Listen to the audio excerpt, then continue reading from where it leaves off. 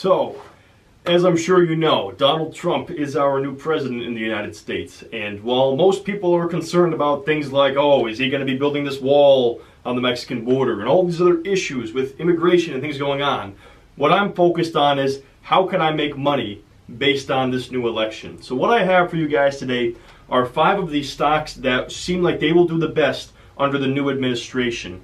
And I actually have 10 stocks that I found all together, but I didn't want to make like such a long video. So what I'm going to do is, if you guys like this video, if you enjoy it, make sure you drop me a comment if you want me to do a part 2 to this where I go through those other 5 stocks. Some of them kind of repeated the same industries that I feel are going to come into favor, but they're just different companies. But there are also some unique ones that I didn't discuss in this video as well. So make sure you guys let me know if you want to see that video.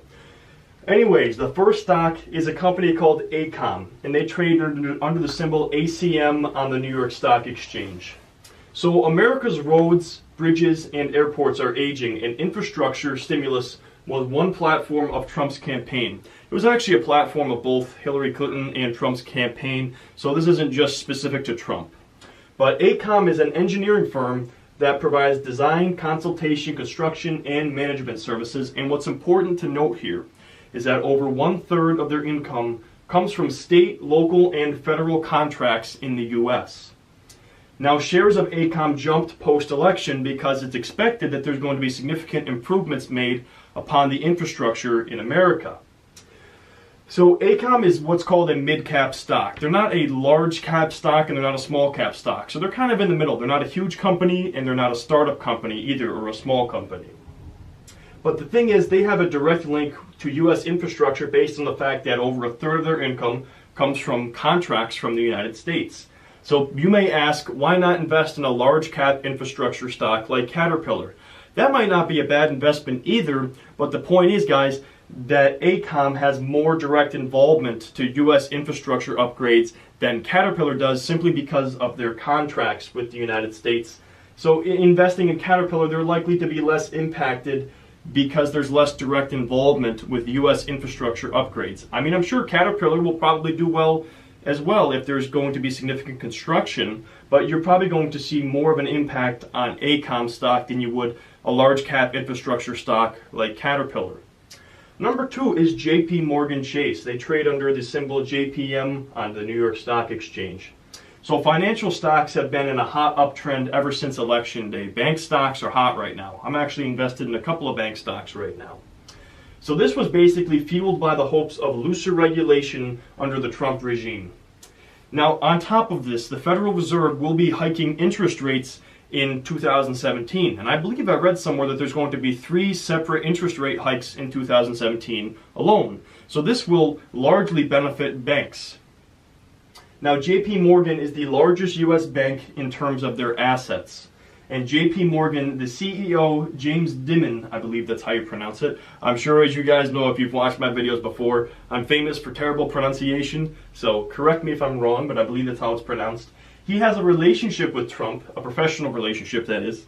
And he is a member of an advisory board for the new administration. So one could imagine that the advisory that the advice he's giving Trump and the administration probably has JP Morgan in his best interest when he's giving advice. So it's just something to consider. And it's also worth noting that JP Morgan has had 7 consecutive earnings beats in a row. So their stock is pretty hot right now as far as the financial stocks go. Okay, so the next stock is related to private health insurance. So I'm sure, as you guys know, private health insurance has taken a beating based on the implementation of Obamacare. But Republicans basically have a plan to dismantle Obamacare and restructure the regulation around private health insurance. So this stock is United Health Group, Inc., trades under the symbol UNH on the New York Stock Exchange. So UNH began scaling back efforts in government-sponsored healthcare in 2016, simply because, as a lot of us have realized, it wasn't working the way it was expected to be. Now, I'm not going to lie, I'm not the most knowledgeable person when it comes to healthcare, simply because I'm young enough that I'm still on my parents' health plan. So I really haven't paid much attention to this, simply because I don't have to buy my own insurance plan through work yet. Although at some point I will. I believe when I turn 26 I have to be off that plan. But for now I'm still on my parents, so this isn't something that I really pay attention to. But I know I do pay for Obamacare every single week out of my paycheck, and a lot of people have said that the government-sponsored health care has not been what it was expected to be. And that was one of the major campaign plans of his, was to basically dismantle Obamacare and bring back the private health insurance. So a new healthcare environment would allow private health insurers like United Healthcare Group to come into favor. Now, UNH is currently paying a 1.48% dividend.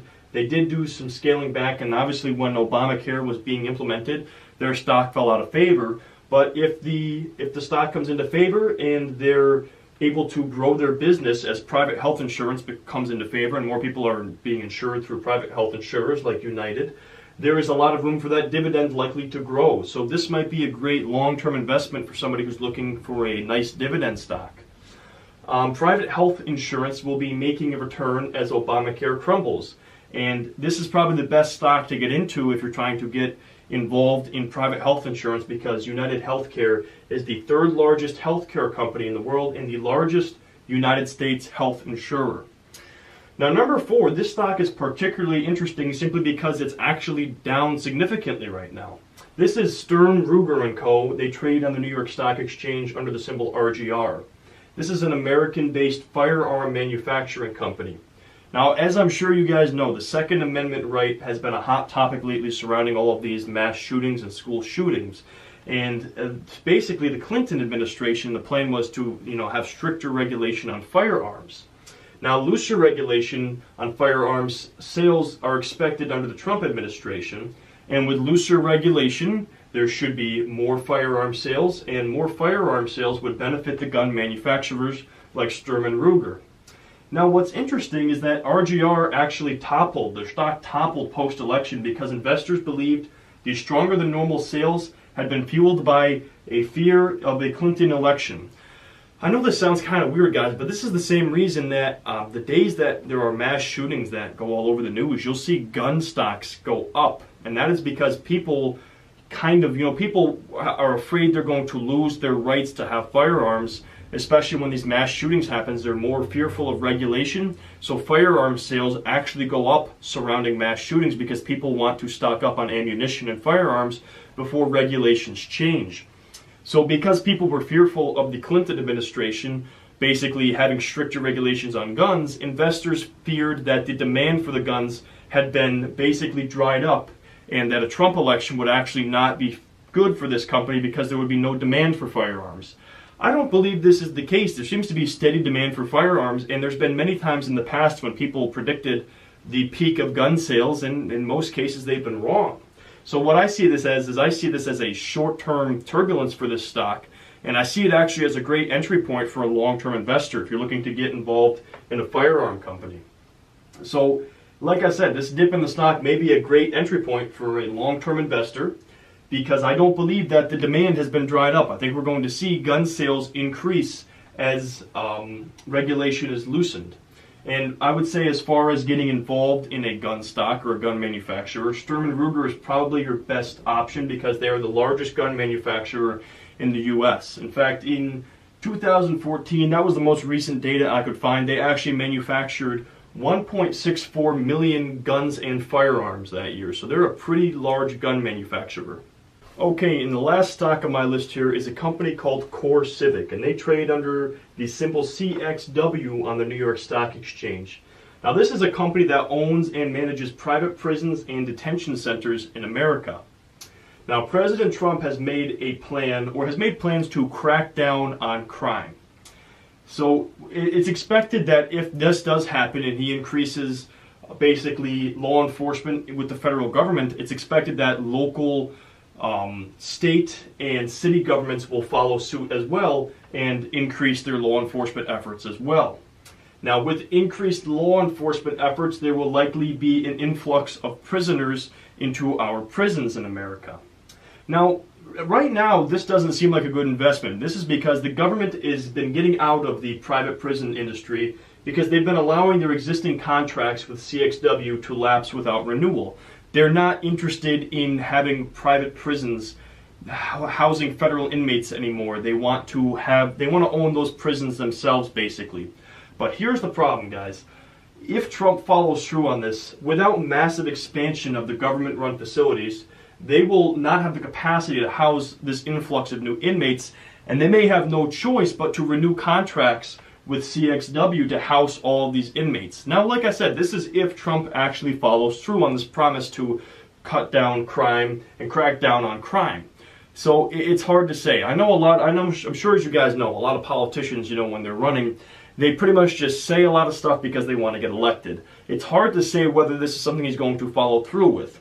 But if you feel this is one of his major goals being president is to crack down on crime, this might be a good investment for you, because unless you see massive expansion happening within government-run prison facilities, they're going to need to rely on privately owned prisons, many of them owned by CXW, in order to house all of these inmates.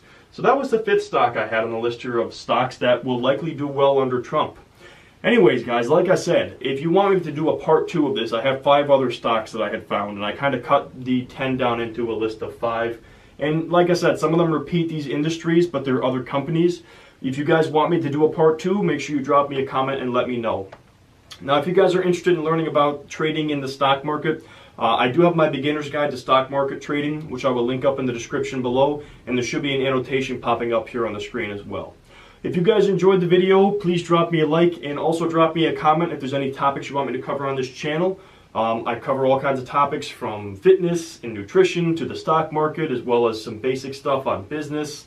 And it's kind of all over the place. I just like to kind of talk about whatever things I enjoy and the things I want to learn about myself. So that's kind of what I do around here.